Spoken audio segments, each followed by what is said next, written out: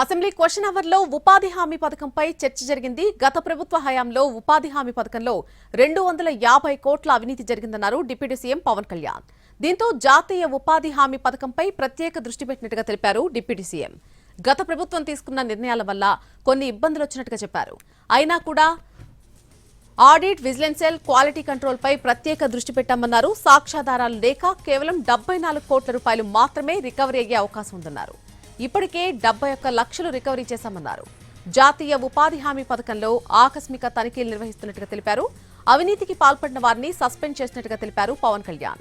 ఇంకా తనిఖీలు కొనసాగుతున్నట్టుగా deputy CM తెలిపారు. తప్పు చేసిన వారికి చట్ట ప్రకారం శిక్ష తప్పదని అంటున్నారు పవన్ కళ్యాణ్. జాతీయ ఉపాధి హామీ పథకంలో వేజెస్ పెంచడం అనేది కేంద్రం తీసుకోవాల్సిన నిర్ణయమన్నారు పవన్ కళ్యాణ్.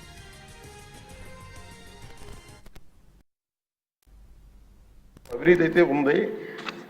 దానికి సంబంధించి మేము తీసుకున్న ఉన్న చర్యలు ఏంటి? ఆకస్మిక తనిఖీలు అధ్యక్ష. ఒకటి, నిఘా, సామాజిక తనిఖీ మరియు క్వాలిటీ కంట్రోల్ విభాగాలు నకిలీ మస్తరు జాబితా, తప్పుడు చర్యలను గుర్తించడానికి ఆకస్మిక తనిఖీలు నిర్వహిస్తాయి.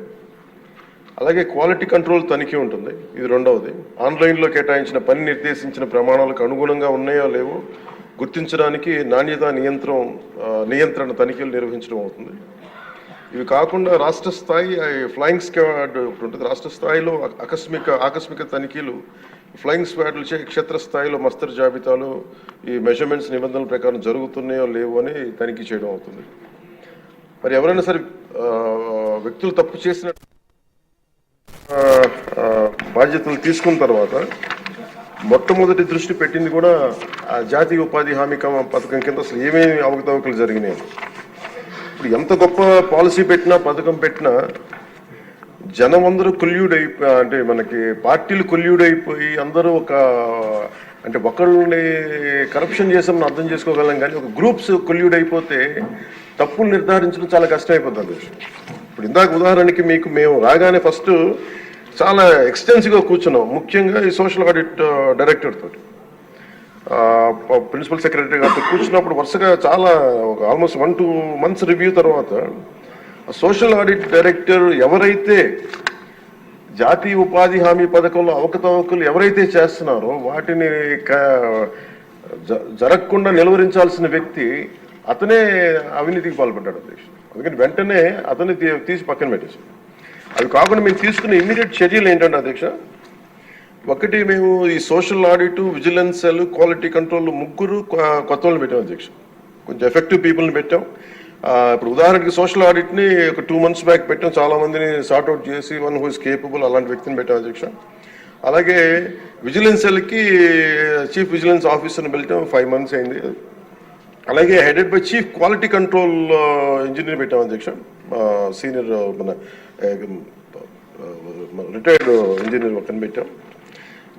మేము చేశాక మేమేం చాలాసార్లు ఉదాహరణకి 2024-25లో అబ్జెక్షనబుల్ ఎక్స్పెండిచర్, అంటే ఇది అవినీతికి దారి చూపిస్తుందని చెప్పి దాదాపు 250 కోట్ల అవినీతి జరిగింది అని చెప్పేసి సోషల్ పీపుల్స్ ఆడిట్ ఫోరం నుంచి మనం దాదాపు ఇప్పటికీ 546 మండలాల్లో మనం సోషల్ ఆడిట్ చేసాం. ఇప్పటిదాకా ఆడిట్ ఫోరం ఇంకొక మిగతా మండలాలు 665లో 546 చేసాం అధ్యక్ష. మార్చి 31కి అయిపోతుంది.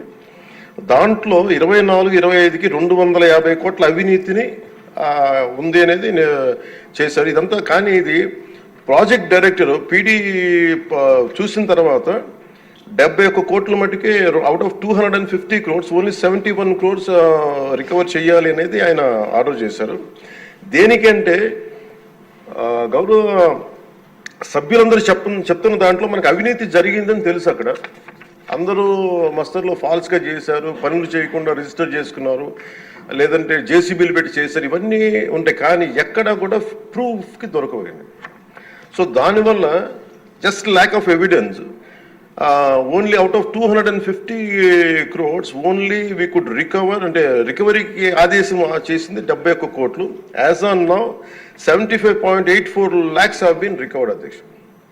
అంటే 250 కోట్ల అవినీతి జరిగిందని గుర్తింపబడింది, కానీ సరైన సాక్ష్యాధారాలు లేకపోవటం వల్ల ఓన్లీ 71 కోట్లకే రికవరీ చేయాలనేది ప్రాజెక్ట్ డైరెక్టర్ వాళ్ళ బాధ్యత అది. సో దాని నుంచి 75.84 లక్షలు యాజ్ ఆన్ చేశారు. ఇంకా still we have enough time అధ్యక్ష. కానీ దీన్ని